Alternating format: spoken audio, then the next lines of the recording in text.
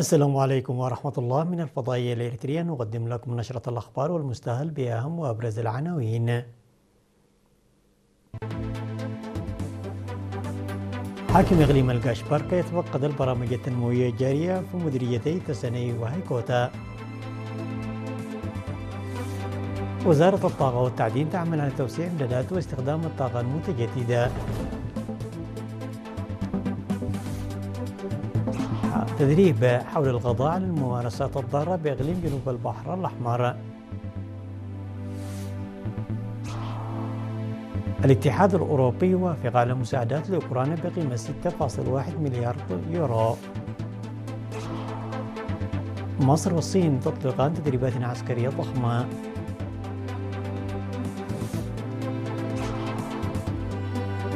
مقتل 30 في انهيار أرضي بمركب نفايات في قينيا.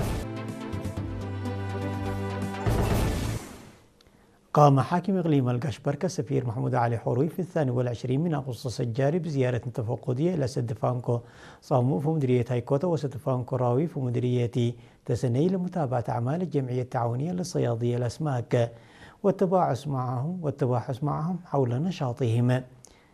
وقال مسؤول فرع وزارة الثروة البحرية سيد برهان موبراتو أنهم أطلقوا برنامج تربية الأسماك في 6 سدود في العام 2018 بالتعاون مع وزارة الزراعة ومؤسسة القلال والمواشي وإقامة جمعية تعاونية للصيادين وممدهم بالمعونات اللازمة. وأكد حاكم الإقليم السفير محمود أن السدود في المنطقة تساهم سهما كبيرا في تطوير الزراعة المروية وتحسين الثروة الحيوانية. من جانبهم حث مدراء مديريتي تسني وهيكوتا السكان على زيادة مشاركتهم في استخدام السدود والحفاظ عليها. وأفاد أعضاء جمعية التعاونية للصيادين بأنهم يكسبون رزقهم من فرص العمل التي وجدوها. في غضون ذلك زار حاكم إقليم القشبركة السفير محمود علي الحوري المدرسة الثانوية قيد الإنشاء في ضاحية فانكو وذلك بالتعاون بين الأهالي وإدارة الضاحية واطلع على سير عمليات البناء.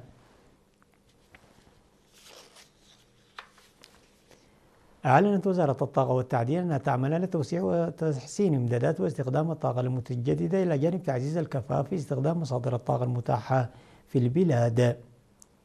وأوضح مدير فرع الطاقة المتجددة بالوزارة سيد تسفاي قبره هواتا أن الوزارة تواصل جهودها لتحسين استهلاك الطاقة المنزلية وضمان كفاءة الأجهزة والمعدات المستخدمة للأغراض المنزلية، مشيرا إلى تنظيم إرشادات وتدريبات مهنية للعاملين في مجال تطوير المواقد المحسنة ومواقد الطبخ والأفران. وأشار إلى أن المنقد المحسن الذي توزعه وزارة الزراعة للمواطنين والذي بدأ استخدامه بصورة تجريبية في العام 2000 يعد من النماذج المحلية في مجال تحسين كفاءة استخدام الطاقة المنزلية، مضيفا أن عدد الأسر المستفيدة منه ارتفع إلى نحو 200 ألف أسرة نتيجة برامج تدريب المدربين التي نفذت بهدف توسيع استخدامه على مستوى البلاد. وأوضح أن موارد الطاقة المتجددة المتوفرة تشمل الطاقة الشمسية وطاقة الرياح والطاقة الحرارية الأرضية والهيدروجين الأخضر، مشيرا إلى أن استخدام الطاقة الشمسية يتوسع بصورة ملحوظة في القطاعات المنزلية والزراعية وغيرها. وفيما يتعلق بمشروعات الطاقة الشمسية واسعة النطاق، أوضح أن القدرة الإجمالية للمصادر التي تم تطويرها حتى الآن تشمل 34 ميجاوات في دكم حري و2 ميجاوات في محيط أسمرة، إضافة إلى 2.25 ميجاوات في عرزة ومايدما. وأضاف أن فرع الطاقة المتجددة يواصل تنظيم برامج تدريبية تجمع بين الجانب النظري والتطبيقي بمشاركة خبراء وطنيين وأجانب بهدف تعزيز الكفاءة المهنية وتطوير القدرات الفنية، مؤكدا مواصلة العمل على توسيع هذه البرامج. وفي ختام إفادته دعا السيد تسفاي الأسر إلى رفع مستوى الوعي باستخدام الآمن للطاقة الشمسية وتجنب الاستخدام غير السليم وما قد يترتب عليه من مخاطر، مشددا على الضرورة أن تتم عمليات تركيب أنظمة الطاقة الشمسية بواسطة مختصين وأن تزود بوسائل حماية مستقلة من الصواعق. نظمت في مدينة عاصب دورة تدريبية استهدفت الشركاء المعنيين بالقضاء على الممارسات الضارة وذلك خلال الفترة من 19 إلى 21 من أغسطس بهدف تعزيز الوعي والجهود الرامية إلى الحد من هذه الممارسات في أوساط المجتمع. ونظمت الدورة اللجنة التنسيقية للقضاء على الممارسات الضارة في إقليم جنوب البحر الأحمر بمشاركة ممثلين عن أجهزة العدالة والشرطة والخدمات الاجتماعية ولجان المصالحة. وتناولت الدورة التي نظمتها اللجنة التنسيقية المكونة من فرع العمل والرعاية الاجتماعية والصحة والاتحاد الوطني للمرأة عدد من الموضوعات، من بينها حقوق الأطفال والمرأة وأهداف وأهمية تسجيل المواليد والممارسات والعادات التقليدية وتأثيراتها، إلى جانب القضايا المرتبطة بالممارسات الضارة وسبل معالجتها. كما تضمن تدريب شرحا حول الممارسات الضارة من المنظور القانوني والآثار المترتبة على ختان للناس وغيرها من الممارسات الضارة، بما يساهم في تعزيز فهم المشاركين لآثارها الاجتماعية والصحية والقانونية. ويهدف التدريب إلى رفع مستوى الوعي وتعزيز العمل المنظم للقضاء على ختان الإناث وزواج القاصرات والمساهمة في إحداث تغيير إيجابي ومستدام في سلوكيات المجتمع. وفي كلمته الختامية دعا حاكم إقليم جنوب البحر الأحمر السفير محمد سعيد مانتاي المشاركين في التدريب إلى الاطلاع بدور فاعل في إنجاح الجهود التي تبذلها اللجنة للقضاء على ممارسات الضارة وتعزيز حماية حقوق الأطفال والمرأة.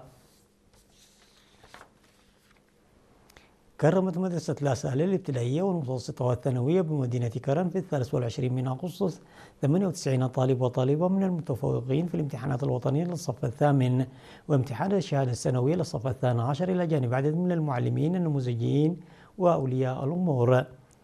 وشمل التكريم 55 طالبا وطالبة حصلوا على أكثر من 90 في نقطة في الامتحان الوطني للصف الثامن، و43 من المتفوقين في امتحان الشهادة الثانوية ممن أحرزوا أكثر من 3 نقاط، من بينهم 11 طالبا وطالبة حققوا العلامة الكاملة 4 نقاط.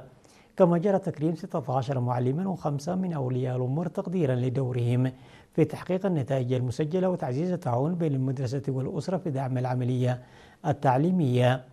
وأوضح مدير المدرسة الأستاذ هبتم هايلي أن برامج التكريم يسهم بصورة ملموسة في تحفيز الطلبة والمعلمين وأولياء الأمور، مشيرا إلى أن التحسن المتواصل في نتائج المدرسة من عام إلى آخر يعكس أثر هذه الجهود.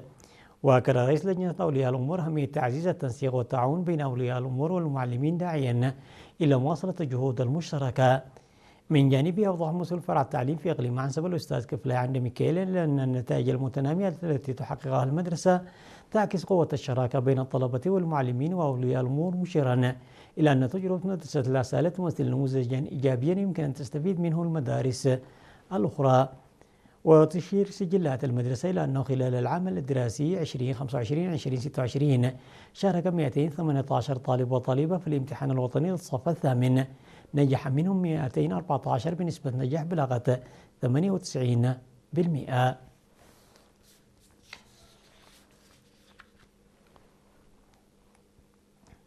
أعلنت وزارة العمل والرعاية الاجتماعية عن تقديم عدد من التبرعات لصالح صندوق أمانة الشهداء ودعم رعاية أسر الشهداء. وفي هذا الإطار قدمت رابطة الجالية الإريترية في كسلا بالسودان تبرعا قدره 10,000 نقفة لصالح صندوق أمانة الشهداء.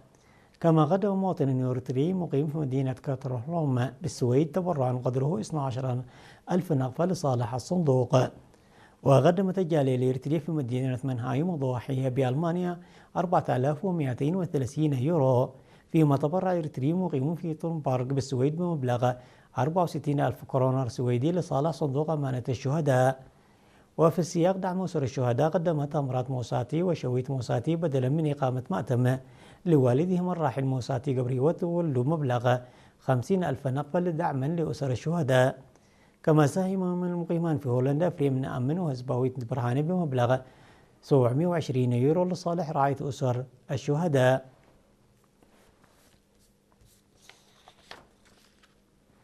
استشهد في 23 من أغسطس المناضل القديم يماني عقبة سينزر يوناس عضو وزارة العدل عن عمر نحو 80 عاما. وانضم المناضل اليماني إلى قوات التحرير الشعبية في أغسطس من العام 1975، وعمل في فترة النضال في وحدات مشاة الأسلحة الثقيلة والمشاة، بالإضافة إلى رئيس قسم تصنيع البطاريات. وبعد التحرير عمل كمدعي عام في مختلف المديريات في الإقليم الجنوبي وكمدعي عام الإقليم الجنوبي ومنسق المحاكم الأهلية في الإقليم. والمناضل الشهيد متزوج وأب ل6 أبناء. وقد وار جسمانه الثرى 24 من أغسطس في مقبرة الشهداء في منرفرة. وتعرب وزارة العدل عن خالص تعازيها لأسرة ورفقاء وزملاء المناضل القديم يماني عقبة سين زرعي يوناس. الأخبار العالمية بعد فاصل قصير.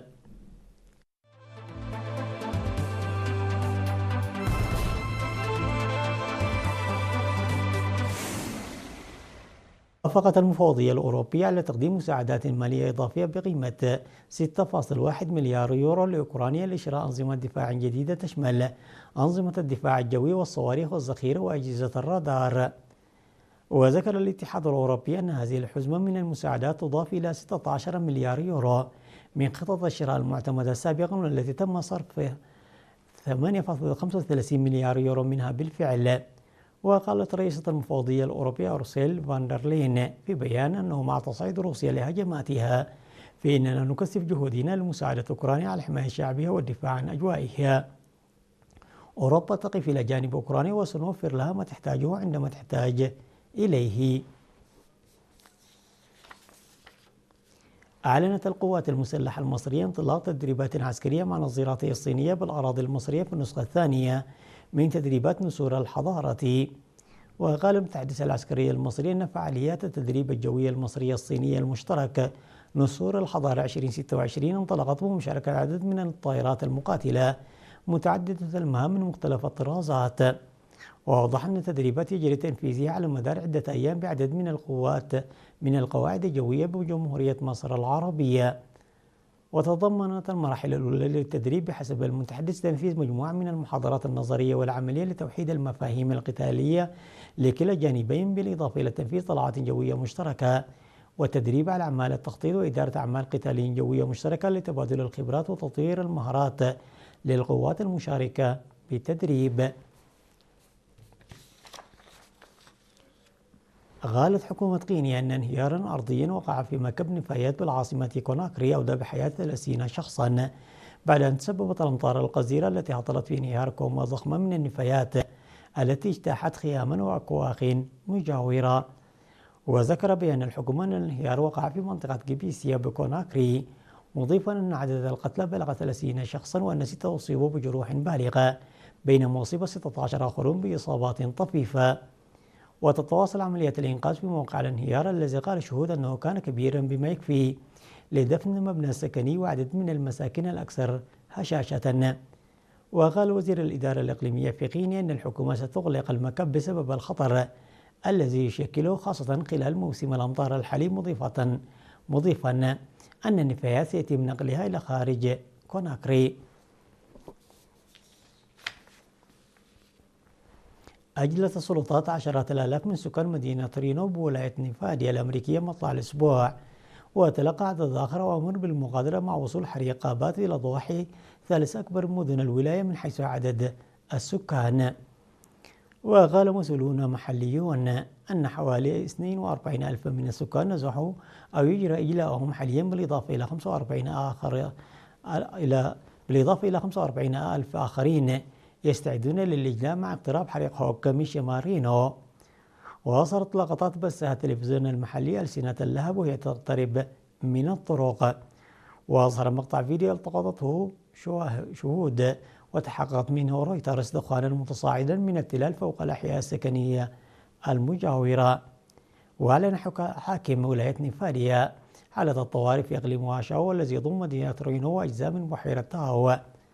وظل مطار رينو تاهو الدولي خارج نطاق الإجلاء، وظلت الرحلات الجوية التجارية تعمل بشكل طبيعي. عناوين النشرة مرة أخرى. حاكم إقليم القاشبركة يتفقد برامج التنمية الجارية في مديريتي تساني وهايكوتا. وزارة الطاقة والتعدين تعمل على توسيع إمدادات واستخدام الطاقة المتجددة. تدريب حول القضاء على الممارسات الضارة بإقليم جنوب البحر الأحمر.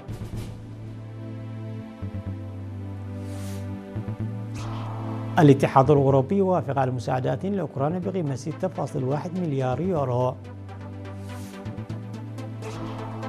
مصر والصين تطلقان تدريبات عسكرية ضخمة.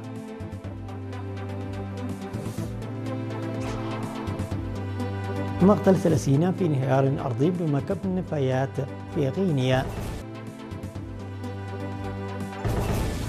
وصلنا إلى ختام النشرة وإلى اللقاء.